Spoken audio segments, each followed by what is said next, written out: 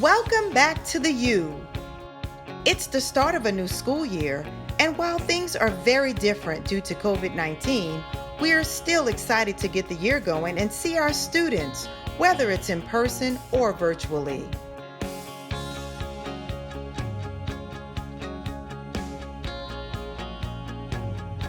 We must work together to keep safe and reduce the spread of the virus. New check-in protocols have been implemented at all schools and office buildings. As students, staff, and visitors enter, they will be greeted by a nurse or staff member who will take temperatures and screen for COVID-19 symptoms. In accordance with state guidelines, all students and staff are required to wear face coverings in schools and facilities and on school grounds when they are or may be within 6 feet of another person. Reminders about social distancing, washing your hands, and wearing a face covering are posted throughout all facilities. 6 feet markings are placed in hallways, classrooms, common areas, and other parts of the building.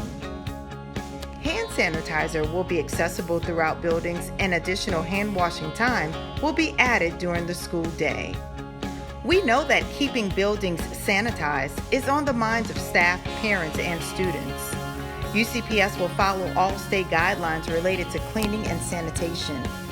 Custodial support will be increased during the school day, and UCPS will provide continuous cleaning of all high-touch surfaces such as doorknobs, handles, and railings.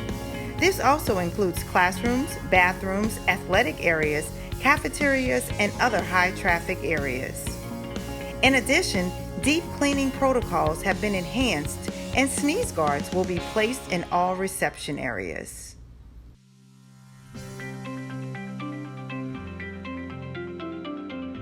Union County Public Schools will be operating on 2 models for the upcoming 2020-2021 school year.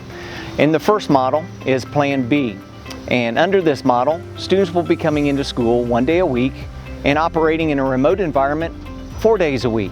Under Plan D, it's a virtual model in which students that choose Plan D will be having their education in a completely virtual model. What can families and students expect to see in either one of these models? Well, obviously in a face-to-face model, we are trying to mimic the normal schooling routines that students are accustomed to. But on the virtual side or on the remote side, families can expect to see as close to that model as possible, but obviously in a virtual environment. And so we want to be consistent with our instruction. Our students can expect to have a consistent day from their teachers if they so choose. So what does that mean? Well, some days students will have live-to-live instructions, and other days they will get on-demand instruction that they can go and grab videos, they can do their work at their own pace and have that level of flexibility.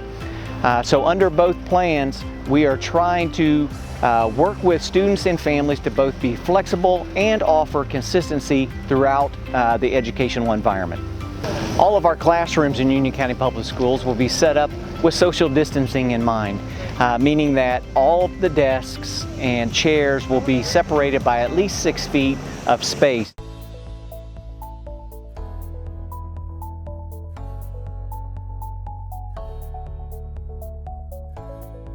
We're so excited to have our folks get back on our buses. We do have some changes this year. Some high-level changes are that we are going to limit capacity. We have one student per seat on the bus. The seats will be marked appropriately, and so when students get on the bus, they'll have a green sign that says, "Please sit here." We're encouraging our students to do that because of social distancing on our bus and trying to practice as much of that as we possibly can. They'll also be required to have face masks on the bus. As well as bus drivers, our drivers will have a selection of a face mask and a face shield. And so we're trying to make sure they're protected, make sure that our students are protected, so we'll require those while we're riding on the bus. We have designed routes this year to try to minimize the amount of time students are on the bus to school.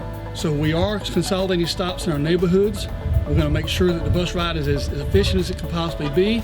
There'll be some neighborhoods that have consolidated stop locations. We do request that parents social distance their students at the bus stop locations so that when they're boarding the bus, that they are 6 feet between each student when getting on.